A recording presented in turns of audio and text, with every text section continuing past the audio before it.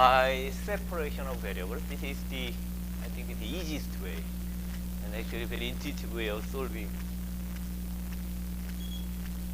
the differential equation. So dy over dx equals dx fx. So if we can separate variable into the x part and y part, then we can solve it, right? We can put y terms together and x terms together. So, well,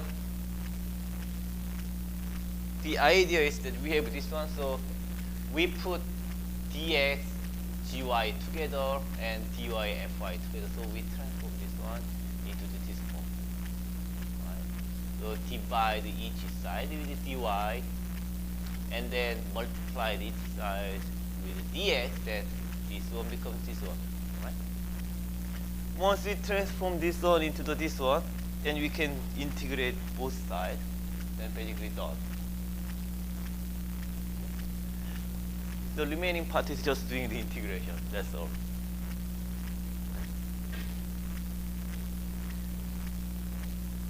So example. Example.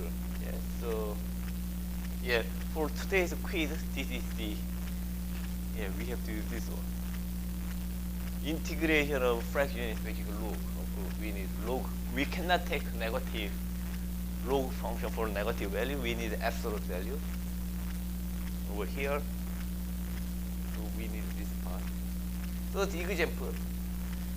Suppose we have this one dy over dx. Y prime is dy over dx. Suppose we have this one dy over dx is xy plus 2y minus 2 over xy minus 3y plus x minus 3. And we have condition. We have condition that y4 equal 2. So using these two conditions, we can solve this ODE. So step 1, we do the factoring of numerator and denominator. Right. So we do the factoring of numerator. It is x plus 2, y minus 1. If we do the factoring of the denominator, it is x minus 3 and y plus 3. So we have x part, right? So we have x part and y part. So we multiply inverse of this one each side and dx each side, and we have this one. Right? And then remaining is we can do the integration.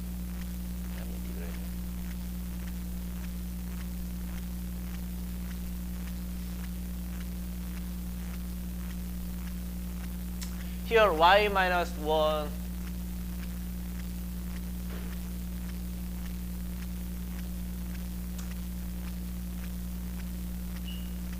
well, in this problem they do simple change of variable. There are many ways to do it, but in this case they did change of variable. So here they put u as y minus 1 and du is dy, and then they put w as x minus 3, then y minus 1 is u, so u, y plus 1 equals u plus 2. Right?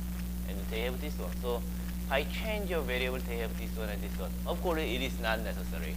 I usually don't do change of variable. You can do directly. Right? So it is not necessary. Okay? So anyway, if you do the change of variable, you have this one.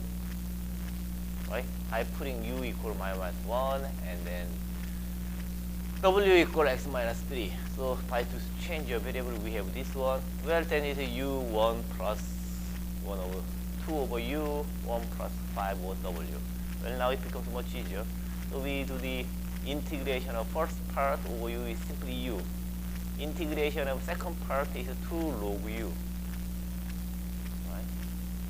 And the integrated first part is w. In the second part is 5 log w.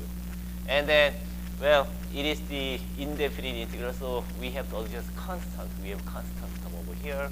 So we have this one. So we change it back. Remember, u is y minus 1 and w is x minus 3. So instead of u, w, we plug this number again, then y minus 1 plus 2 log y minus 1 equal x minus 3 plus 5 log c1, right? And actually this is the answer. You, next part, you can plug 4 into the x, then y should be 2, so we plug y equal 2 and x equal 4, then we can get C1, right? That's the answer, right? So this one, the only unknown part is C1, but we have this condition, right? So when x is 4, y should be, x is 4, y equal 2, so we plug that, then we can get C1. Of course, we can do simplification of further. The remaining part is optional. So we have this one. And then we have 2, we put at the top, so y minus 1 square. It is y minus 1 square, so actually here we don't need absolute value. But it is 5, we have 5. And then we put x and y term together. So log y minus 1 square, log x minus square, and then the other part put log term together, then log this one x minus 1 c2, and then we delete log by taking exponential each side, then this one goes away. Absolute value of this one is this one. But you know, this is always positive, right? We put c is positive. If C3 is positive, then we can get rid of absolute value, so we have this one. So next we put y equal 2, x equal 4, then we have this one. So C, we can get C, so C is e minus 2, e to the minus 2, so we get the answer. So this is the solution.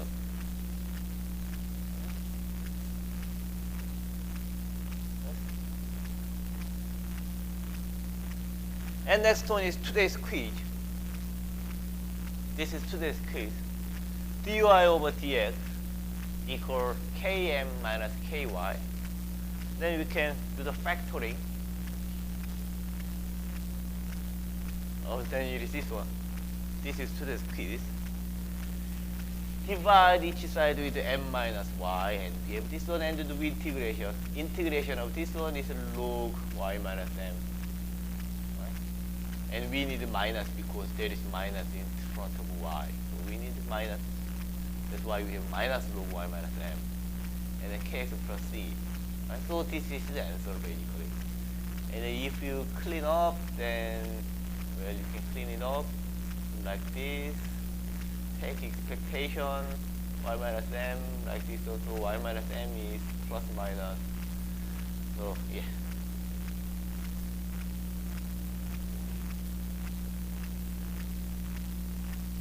It is done. So today's quiz, I didn't give you initial condition, so actually you can simply write down this way, and that's enough.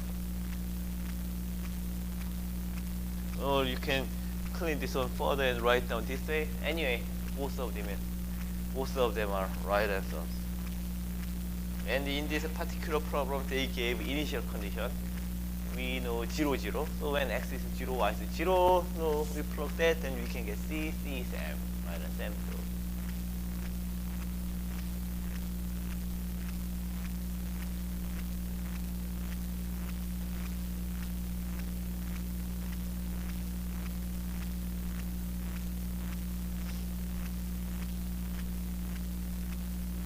Now this is another quiz. This is second quiz. Y prime equal x e y. X e 2y. So 2y. And we have initial condition. Well, this is already in the correct form. So we divide each side with e 2y and multiply each side with dx. Then we have this one.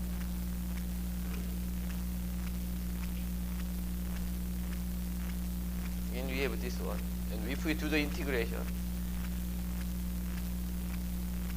ex e to the minus ey is this one. We are simply using the fact that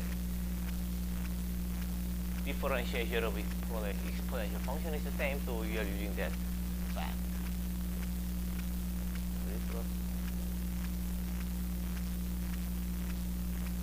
And then we can clear up.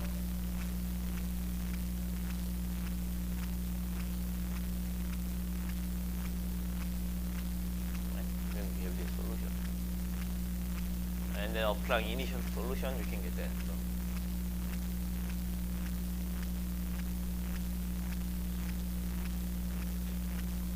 Yeah, any question?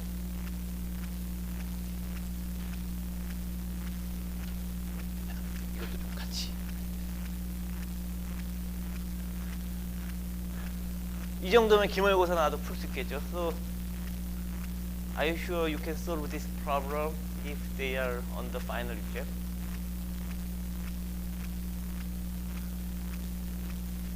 Anyway, it is famous technique, so you can Google separation of variables.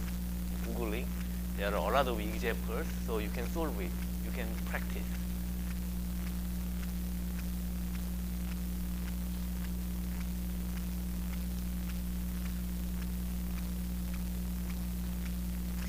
And let's review Lagrange multiplier method slightly.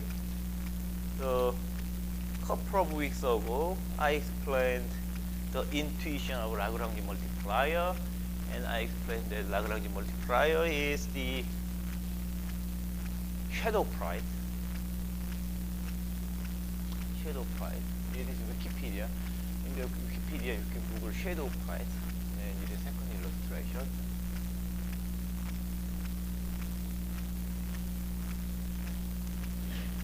So here, this problem is basically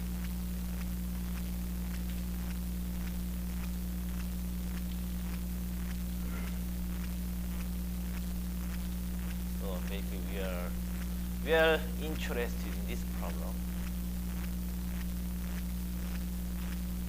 Right? We are interested in this problem. This means we want to maximize our utility function.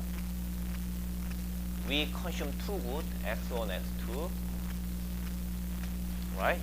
And then, but thing is that we want to maximize two goods, but our budget is constrained. So subject to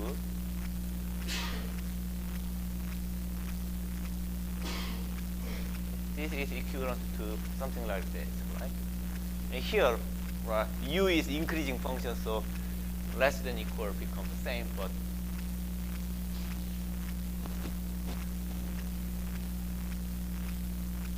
so this means that this is called value function. Value function. We maximize, we solve this one, we maximize our utility function given this constraint, where our final utility, our final maximized value will be expressed as a function of P1, P2, M, right? Because we determine optimal value of x1, x2, so if we plug that optimal value to the objective function, that will be the function of P1, P2, M, right? That is natural, because we optimized x1, x1, so x1, x2 goes away. That they are the function of P1, P2, M. Therefore, u, our optimized value, is a function of P1, P2, M. So given the prices and budget, we know how much utility we can enjoy. It is called value function. So if we set up Lagrange multiplier, it is u x1, x2 minus lambda p1 x1 plus p2 x2 minus m. Right? This is Lagrange multiplier.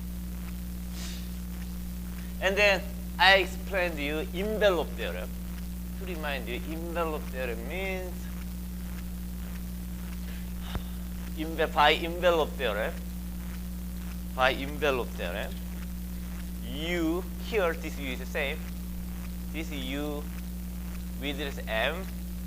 When we relax budget constraint, slightly, we can increase our overall utility, right? And by envelope theorem, this is same to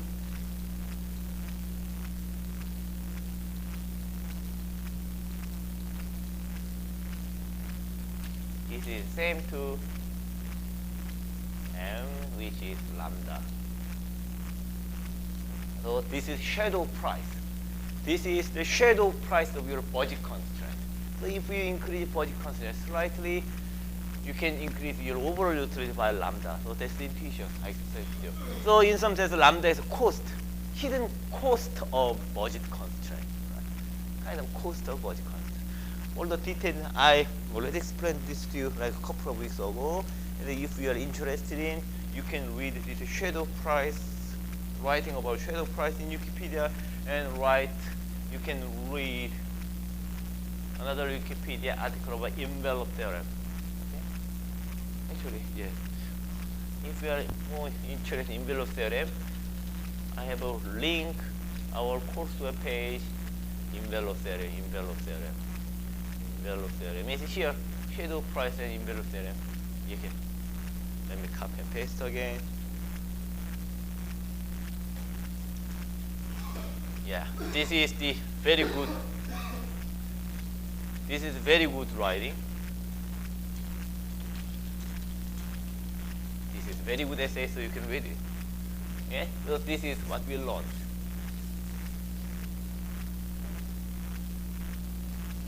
Very good essay.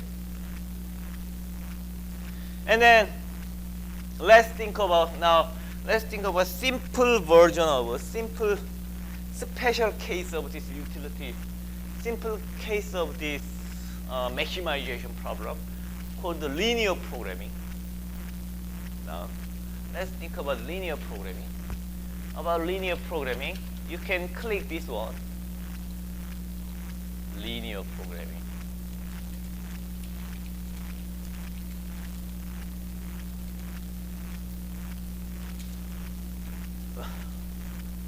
Linear programming example.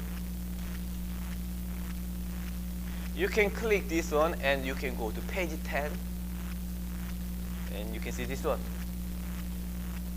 So this one is a very special case. Right?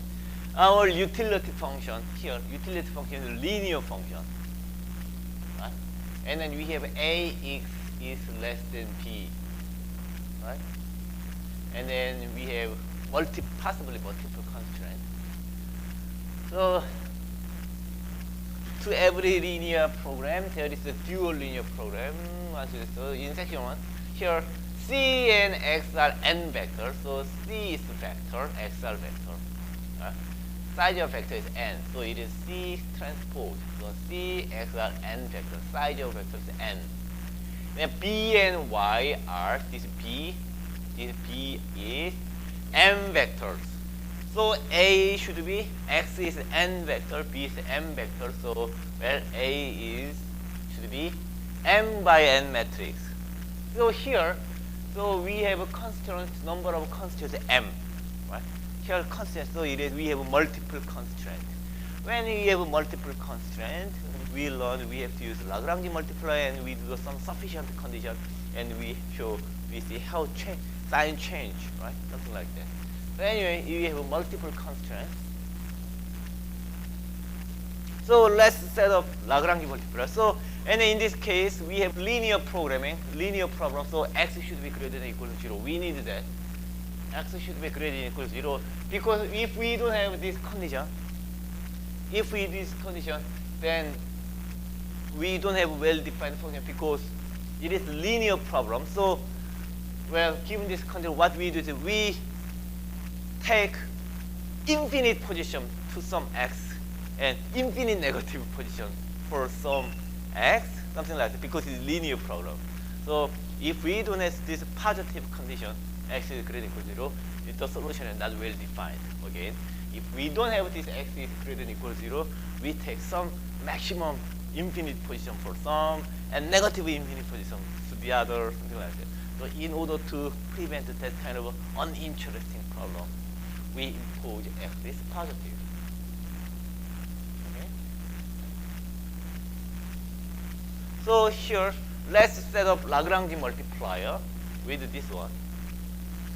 Okay, so let's set up Lagrange multiplier of this one. Okay. So Lagrange multiplier is Lagrange. It is not pretty. Lagrange equation is C prime X minus, here let's write down Lagrange multiplier as Y. So Y should be, because we have m number of constraints, Lagrange, there should be m number of Lagrange multiplier, right? So prime transpose A X minus B, right? Plus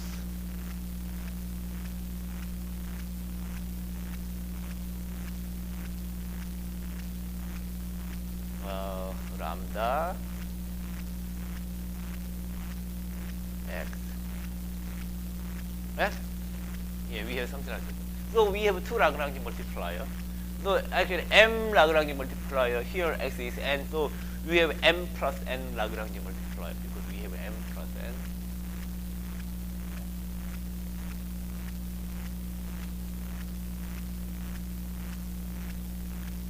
And then we know Y is the shadow price. We know why this one is shadow price, particularly shadow price. We learned this is shadow price. Shadow price on the body constraint, right? It is like cost of the body constraint, right? In some sense, we learned this cost of body constraint. So let's rewrite this one slightly. If we rewrite this one slightly, then if we rewrite this one slightly, then this is y prime b, right? We have y prime b, right? And then minus x prime, right? AY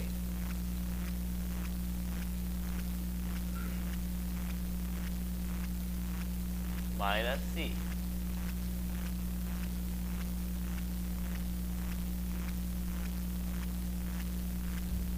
Right? We have something like this.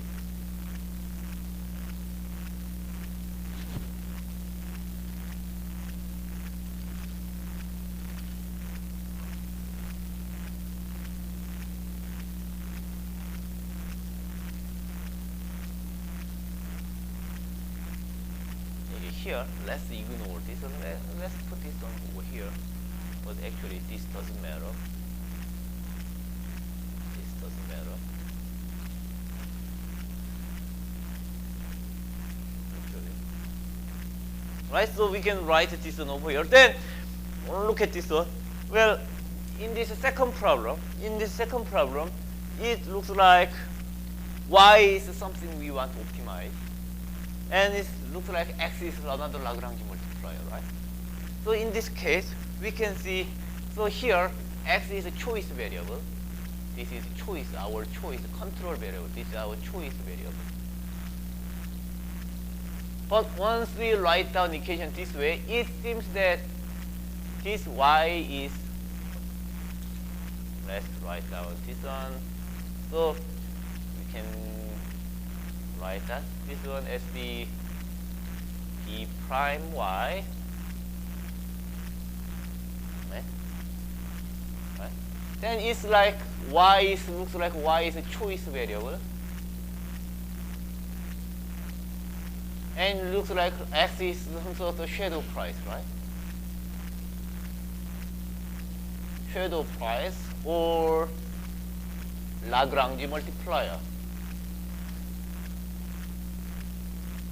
Lagrange multiplier, right? But there is a critical difference. You know, as I told you, this y was the shadow price. Y was the shadow price. Shadow price of the budget constraints, like a cost of the budget constraint. We want to maximize our revenue or utility, but we want to minimize our cost, right? cost is something you want to minimize, right? Y was shadow price, the cost of the body content. So equivalent condition is then interesting. So that it is the problem of minimize of B prime Y, and this one is minimize. So minimize. So next it should be greater than equal to C. And then Y is price, so Y should be greater than equal to 0 always. Right? So from this Lagrange multiplier, we can derive the problem something like this, subject to. Right? Does it make sense? You know, there are some mathematical explanation about this, but I don't want to explain everything in mathematically. You have to know, because I'm so kind. I'm very kind that I want everything intuitively to you, right? If you want to self-study this one in mathematics, it will be very confusing to you. I guarantee you. Self-studying will be very hard about this part. No one explains this problem like me. I'm pretty sure. Like I do. You? Well, so why is the cost? So now cost is something we want to minimize, so to minimize it. And then this was the budget constraint in the previous problem, right? This was the budget constraint in the previous problem, right? Here, this one becomes here. Now we can regard, now this is the budget constraint, but because it is now minimization problem, this should be greater than equal to C, right? Minimize, right? And because Y is price, Y should be greater than equal to 0. So basically, this is very interesting result. Solving this maximization problem is equivalent to solving this minimization problem. And sometimes, actually, this minimization is sometimes much easier than this one. Okay, so this is what it says. So the dual, this is called the duality. Okay, the duality holds non-linear programming, but in the linear programming, duality is more interesting. So the duality, okay, to every linear program, there is a dual linear program with which it is intermediately connected. You just explain. You can show this mathematically, but please understand it intuitively. So there's no material that explains this problem like I did before, just before. Right? So you have to know this one. So this maximization problem, maximize the C prime x subject to the AX less than equal to B and X positive, is equivalent or is defined to be the standard minimum problem or minimize shadow price and body constraint. Minimization problem Y prime B subject to constraint Y prime A. Now because it's minimization problem, it should be greater than equal to C and Y is greater than equal to 0. So it is identical to solve this problem.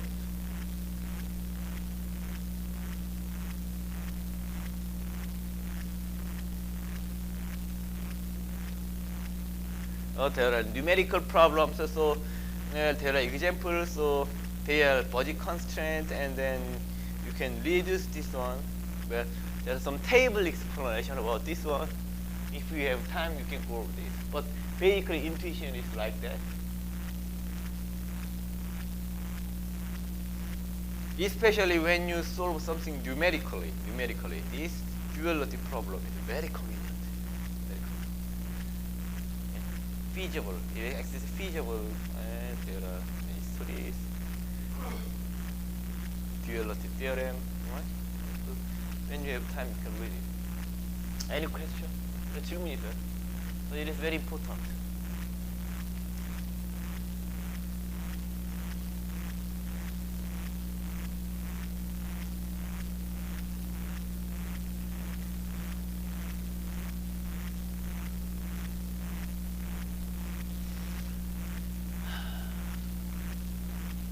네.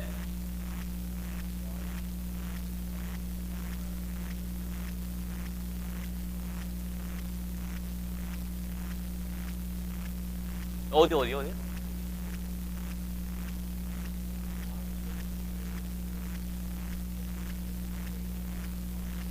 네. So, well, this part this part is y transpose ax, right? So basically it is constant. It is some constant. So y prime is 1 by m. So it is because 1 by m. And a is m by n. And x is n by 1. So 1 by m, m by n, n by 1 is just 1 by 1. So transpose of this one is the same to original, right? And transpose of this one is when you transpose, you change order, so it becomes x prime, a prime, y. Right? 그 말 이해가요? So because it is just constant. 2 prime is 2, right? So 2 transpose is 2. Something like that. So.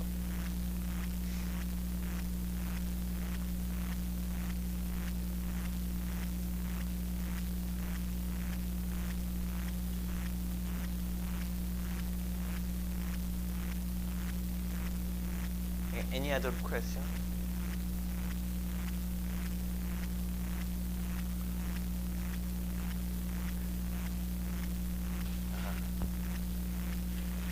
Yeah, anyway, this was very, very important. And there is another good model, duality for dummy.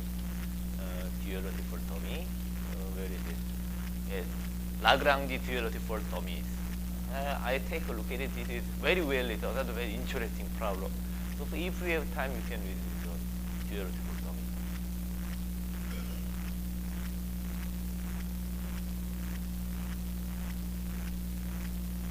And there are a lot of good articles about separation of variables here. And this is another well-written ODE. I find this one very well written. They have a practice. You can practice that.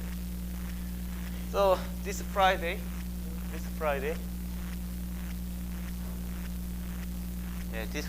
we will have another quiz about exact equation and integrating factor homogeneous equation. Yes. And then remember, 1 week from now, we will have a student term paper presentation. How is your term paper going? Is it going well? So remember, in student term paper presentation, please do not prepare PPT. Use your MS Word file for presentation. So what I mean is you don't have to prepare term paper report and presentation slides separately. Just you can prepare one MS Word file as a report, as well as your presentation material. You can just show up your report and explain your thought.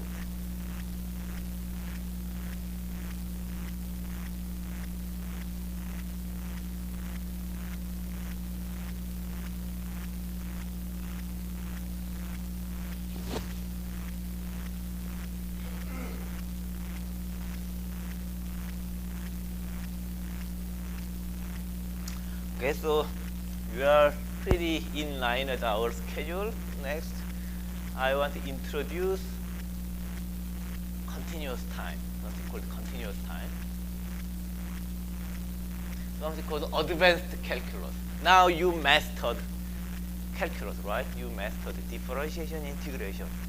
Now we are going to do some advanced calculus, something called stochastic calculus. Stochastic calculus. That sounds horrible, right? Stochastic calculus, wow. Sounds horrible, but stochastic calculus is simple extension of the ordinary calculus. So before we learn stochastic calculus, we go to chapter 13 here. So about this material, you can click this link and you can download chapter 13. It takes time.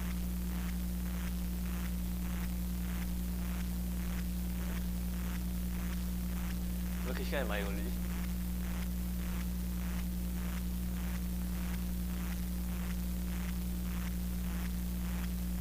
Chapter 13, this one, Wiener process and theorem.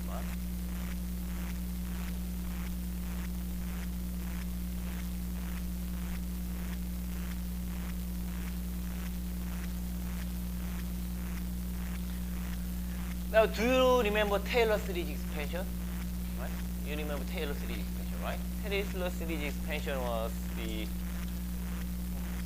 before we do the text stochastic, we have to understand Taylor series expansion. So to remind you, Taylor series expansion, Taylor series, right? To remind you, Taylor series.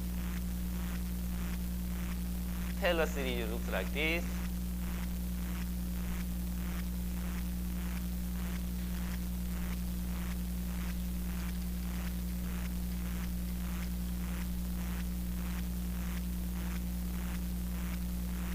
This is Taylor series. This is Taylor series and fx. Right? This is Taylor series. And then in finance, as I explained, in finance we are usually interested in only up to second order, right? Second order.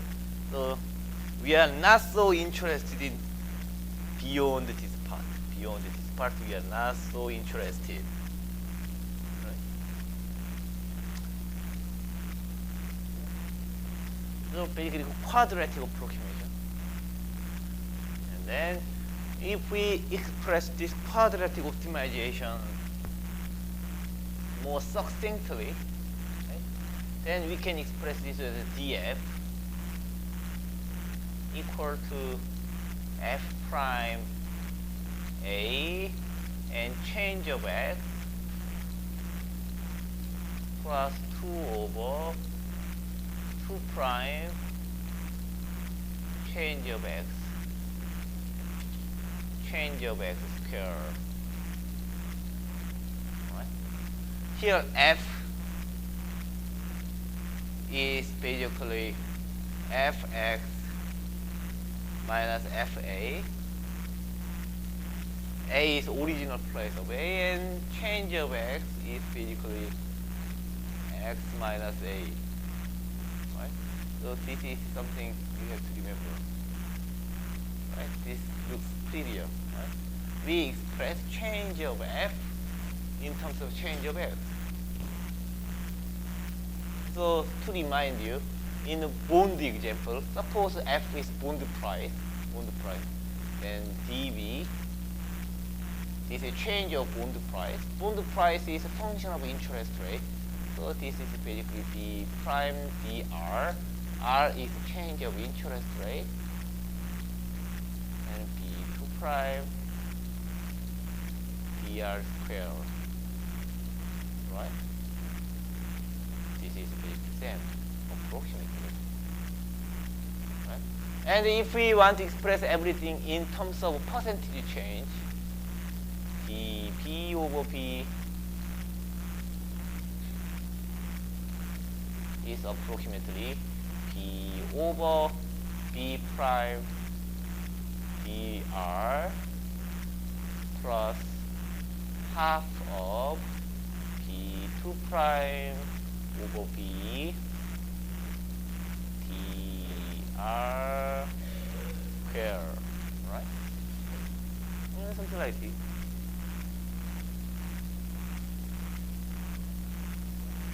It is just Taylor series.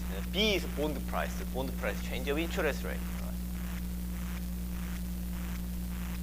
Right? And in finance, this is such a famous, popular equation, so we have special name for this one. We write this one as minus D, actually we put M, dr, change of R, plus half of the C,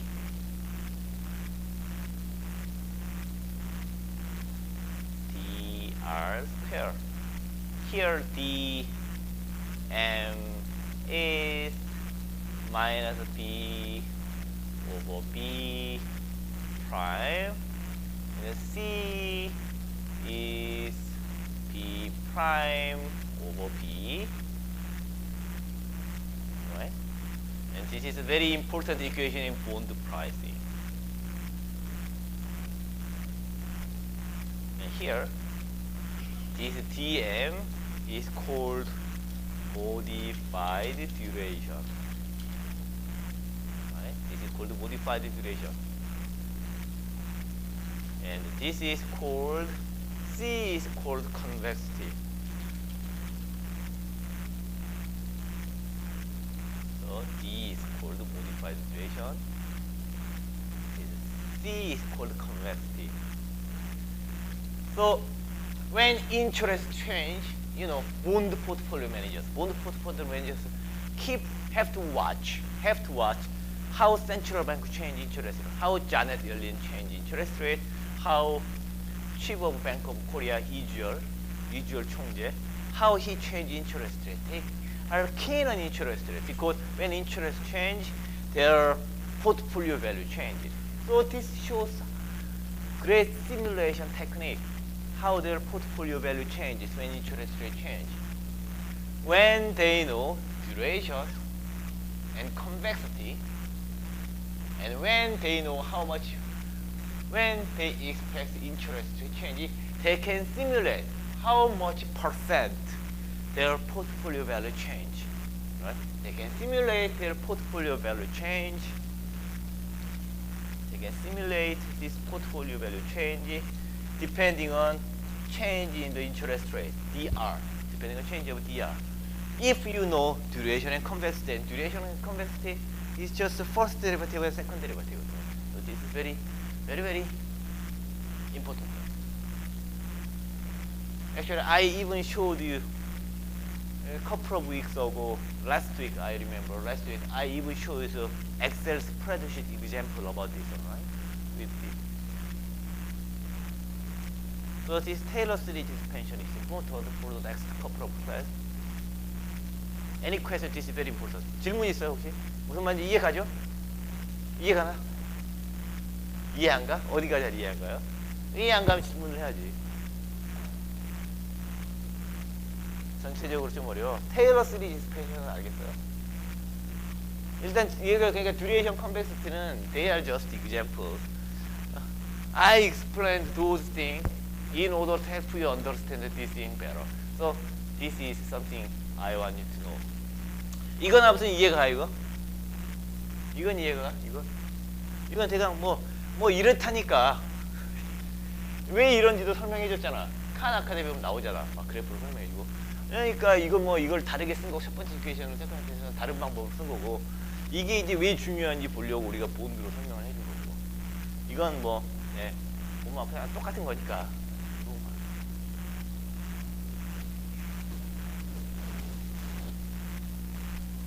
네.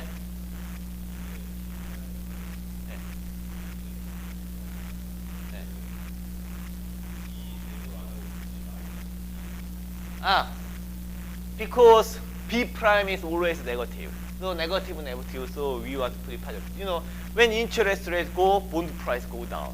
So this is negative. B prime is negative. So that's why we put negative. Right? That's why we define DM as negative of this. So negative is the same to positive. Right? Because I want to call duration positive. What is duration positive? This is negative, positive, and another negative, so it becomes negative again. You know, we are more comfortable with positive numbers than negative numbers.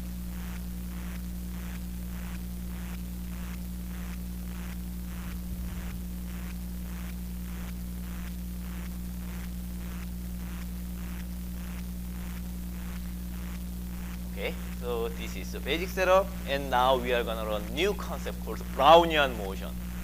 Okay, Brownian motion. We will learn something called Brownian motion.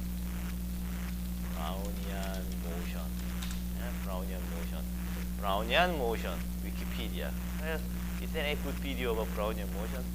Brownian motion YouTube. What is Brownian motion? The chemistry. Brownian motion.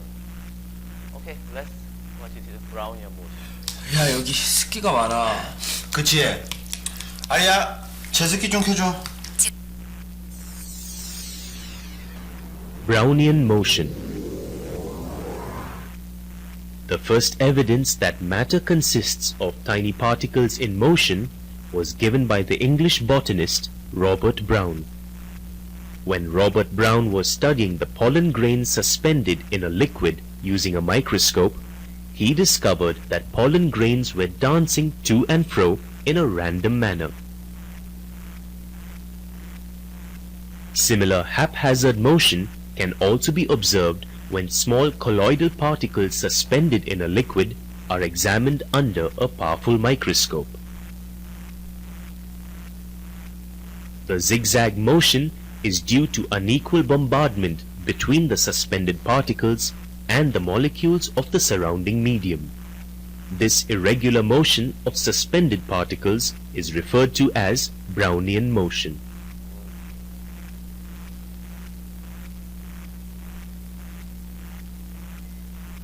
We shall now study movements of large and small particles suspended in liquids.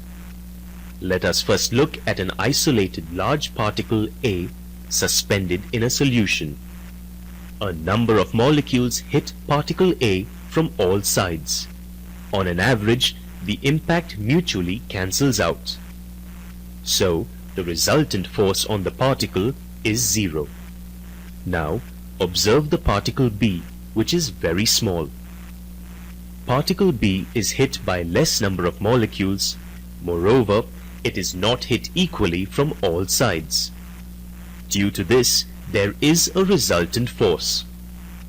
This resultant force alters the direction of particle B. When particle B moves, the direction of the resultant force also changes, resulting in a zigzag motion.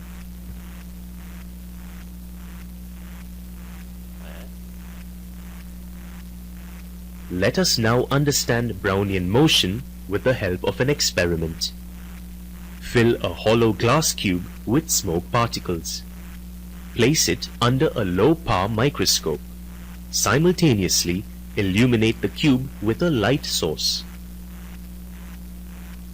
We observe that the smoke particles appear as bright particles moving in all possible directions, in contrast to the black background. This is an experimental evidence of molecular motion or Brownian motion.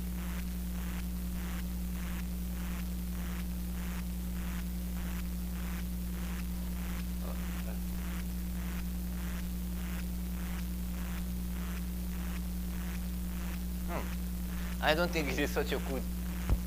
It is good explanation, but not so fun. Is there any more fun?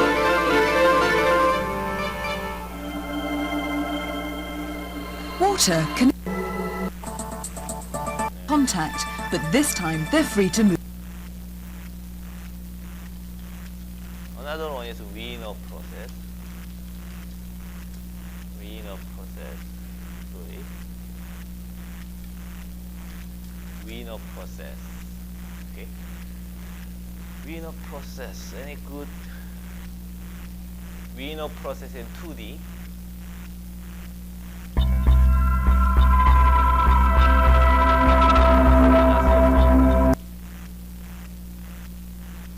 Okay, so as we just saw, the Brownian motion, actually we will learn Wiener process. First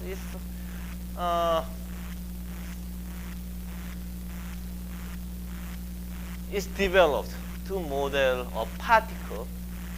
You know, there is particle. If there is a particle like pollen, right? Particle in the surface of water and it will float around. A particle in the surface of water may float around, and maybe we want to model the process of floating process of the pollen on the surface of the water. Or in the 3D space, maybe we want to model how the smoke, right? One particle of smoke move around, right? And maybe you are interested how the smoke, particle of one particle of smoke move around over the air. Right? There is a 3D Brownian Wiener process in 3D. And then sometimes we are model movement of stock price. Stock price can go up or go down. Sometimes go up a lot, go down a lot. That is, we want to model that as Wiener process in one-dimensional space. 1D space is just a line, right? So it has only two ways, go up or go down. In 2D space, on the surface of water, we can go up, down, left, right, and something like that. And 3D is space, it is small.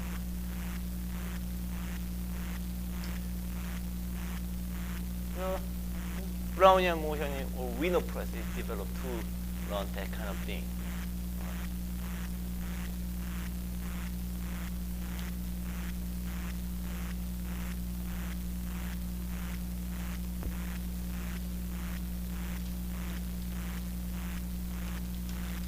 So Wiener process.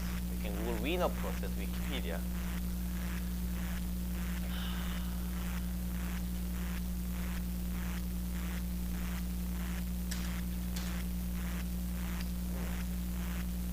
Wiener process.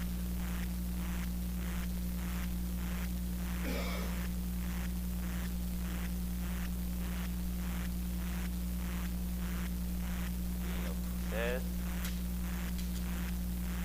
So in mathematics, the Wiener process is a continuous time stochastic process named after Norbert Wiener. It's often called the standard Brownian motion. So Wiener process is same to standard Brownian motion. You can skip this, one of the known Levy process, and occur infrequently in pure and applied mathematics. So this Wiener process or standard Brownian motion is popular technique in mathematics, economics, and finance or physics.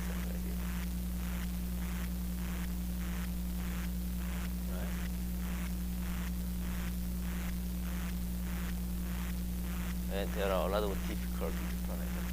So this is the example of Wiener process one dimensional. In star process, it can go up or go down. And over time, we observe movement of Wiener process. It may look like this. Over time, it changes. It can go up or down. Stock price can go up or down. If we look at the movement of stock price over time, it may look like this one. Maybe go down. And this is the 3D space, right? If we keep track of the movement of the particle of the smoke in the air, if we keep track, then it may look like this one, right? Does it make sense? Yeah, over time.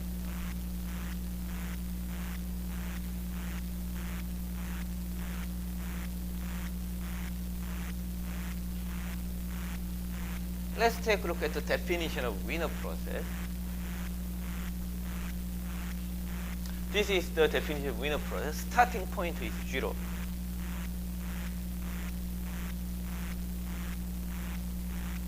Starting point of 0. And over time it changes. So whenever it changes, it does not depend on history. When it moves, it does not depend on how it moves in the past. So it is history independent, which is second one.